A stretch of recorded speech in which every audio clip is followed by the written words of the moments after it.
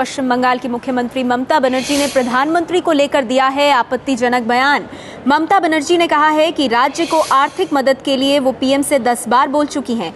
अगर वो नहीं सुन रहे हैं तो क्या मुझे उन्हें पीट देना चाहिए और तब आप कहेंगे मैं गुंडा हूं? क्या कहा पश्चिम बंगाल की मुख्यमंत्री ममता बनर्जी ने, आपको सुनाते हैं। 2011-2012 আমি নিজে প্রধানমন্ত্রীকে 10 বার দেখা করে এসেছি। এর থেকে বেশি তো আমি কিছু করতে পারি। আমি কি মারবো কি?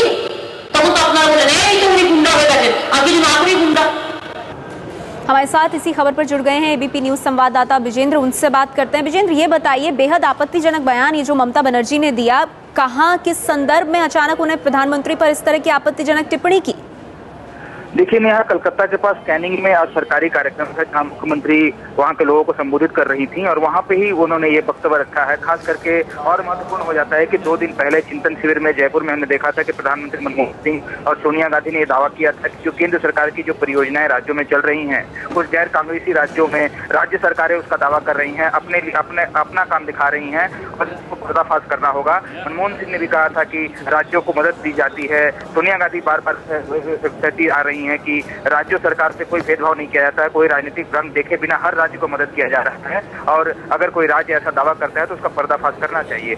इसके बाद आज ममता बनर्जी का कार्यक्रम कलकत्ता के पास कैनिंग में, एक सरकारी कार्यक्रम, वहां पर मुख्यमंत्री ने ये बातें, आपत्तिजनक बातें कही कि खाद के जो दाम बढ़े और राज्य को जो आर्थिक पैकेज चाहिए, ये दोनों मांगों को लेकर 10 बार वो प्रधानमंत्री से बोल चुकी हैं और इसके बाद ये प्रधानमंत्री नहीं सुनते हैं। अगर वो नहीं सुनते हैं तो क्या वो जाकर प्रधानमंत्री को मारें? अगर वो मारेंगी तो आप लोग कहेंगे कि ये गुंडा है। पर उन्होंने इसके बाद ये भी कहा कि राज्य सरकार के मांगों को लेकर के और जनता के हित में जो भी करना वो करेंगी, वो किसी से डरती नहीं है, जहां तक जाना होगा वो जाएंगी। इसके बाद उन्होंने धमकी देते हुए ये भी कहा कि राज्य सरकार का पैसा केंद्र लेके चली जाती है और राज्य सरकारों को मदद नहीं किया जा रहा है केंद्र से। उन्होंने ये भी कहा कि कुछ दिन तक मैं और इंतजार करूंगी, उसके बाद दिल्ली पहुंचूंगी और वहां पर दरबार किया जाएगा। शुक्रिया ब्रिजेंद्र इस जानकारी के लिए। तो प्रधानमंत्री अगर नहीं सुनते बात तो क्या उनकी पिटाई करूं? अगर ऐसा करूंगी तो आप मुझे गुंडा कहेंगे, इस तरह का बयान दिया है। क्या कहा ममता बनर्जी ने, एक बार फिर सुनिए। 2011-2012 আমি নিজে প্রধানমন্ত্রীকে 10 বার দেখা করে এসেছি। এর থেকে বেশি তো আমি কিছু করতে পারি। আমি কি মারবো কি? তখন তো আপনারা বলেন এই তো উনি গুন্ডা হয়ে গেছেন, আর কিছু না করেই গুন্ডা। तो बेहद आपत्तिजनक बयान दिया है ममता बनर्जी ने, यानी राज्य की जितनी भी दिक्कतें थी उसका ठीकरा जो है वो प्रधानमंत्री पर फोड़ दिया। विजय जी, आपकी प्रतिक्रिया इस पर?